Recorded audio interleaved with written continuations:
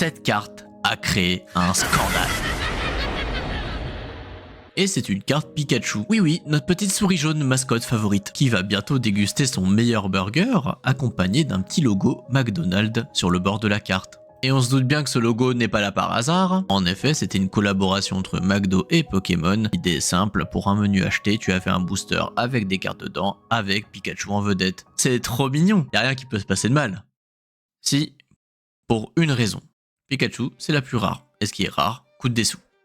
Un calcul très savant, argent égale pognon. Et pognon, genre beaucoup. C'était pas rare de voir cette carte vendue sur des sites à 35 €. C'est vrai que 35 balles ça paraît peu, mais c'est parce qu'on n'est pas japonais. Je vous explique. Au Japon, le menu coûtait 600 yens, soit 3,50 €. Ce qui veut dire que si tu le vendais à 35 €, tu faisais un bénéfice de 31,50 €. En plus d'avoir un ventre bien rempli, tu peux multiplier par 10 la somme que tu as investie. Mais il y a encore un problème à résoudre, qui a créé le plus gros problème de cette équation. C'est la chance. Car oui, Pikachu elle est rare.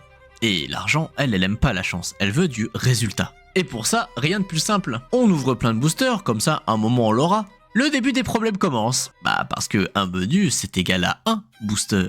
Et si tu veux avoir ça, il faut acheter beaucoup de menus. Et c'est ce qui a créé le problème, c'est que les gens n'achetaient plus des menus, mais ils achetaient des boosters. Et ça a créé la conséquence la plus grave de cet événement, le gaspillage. Des menus, dépouillés de leurs boosters, jetés dans la rue, même pas consommés, chargés juste pour être un booster et rien d'autre. Et pourtant on parle d'un peuple comme le Japon, celui qui a une conscience collective, un savoir-être, un vivre ensemble, et pourtant ça les a pas empêchés de surconsommer au point d'oublier peut-être tout ça. Ça a fait un tel scandale que l'événement a été baptisé le Unhappy Meal en référence au menu.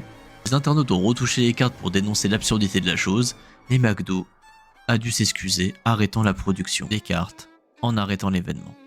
Et voilà une fin bien amère pour un événement qui était pas si mal pensé que ça. Qu'est-ce que vous en pensez? Vous pensez que c'était une bonne idée, qu'on devrait en voir plus souvent, ou ne plus jamais en faire, maintenant qu'on connaît les dérives? C'était Pokéyasu, je parle d'argent et de cartes Pokémon. Vous êtes de plus en plus nombreux à me suivre dans cette aventure et ça me fait extrêmement plaisir. Merci encore de tout votre soutien pour cette aventure qui débute à peine.